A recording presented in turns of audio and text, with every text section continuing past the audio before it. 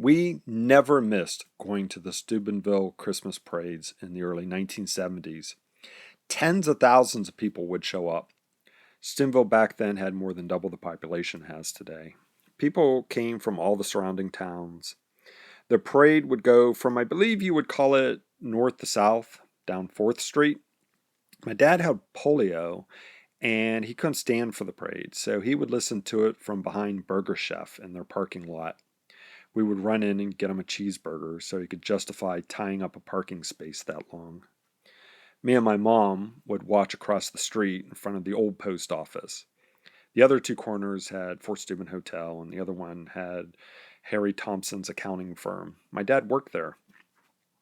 The parade had the usual sort, such as politicians in convertibles, Shriners driving those bizarre odd-sized vehicles, a plethora of marching bands. This is before all those school consolidations, of course. Big Red had the best, my dad proudly proclaimed, being himself a graduate from there. And all that glorious candy being thrown.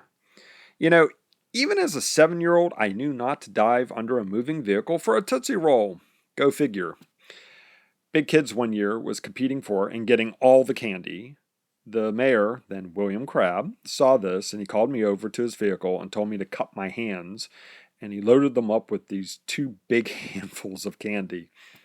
My mom opened up her purse and I dumped it all in. Years later, I was sitting next to now Councilman Crabb and I thanked him for his kindness. Now we come to the crazy, reoccurring Christmas nightmare of unfathomable, twisted logic of putting horses in the first third of the parade. Upon Santa's gray whiskers, why did they do that year after year after year? No one could ever understand. People would call the radio station, the phone party. Tom, why do they keep doing that? The horses would, of course, relieve themselves in the middle of the street, and the crowd would spend the rest of the parade screaming at the little majorettes, "Watch out!" Marching bands were doomed, however, because the crowd couldn't outshout the din of their instruments. At the end of the parade, of course, was the big man himself, Santa Claus. We always expected him to have the best candy, but he never did. I guess just his appearance, just him being there, made up for everything.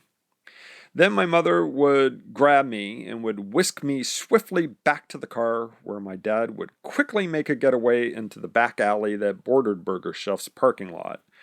My dad always laughing maniacally, saying most of the crowd was still watching the parade and we had escaped the town, avoiding the long lines of traffic. I loved it. I loved it all. The parade brought the whole town together. Standout memories of my childhood. Merry Christmas.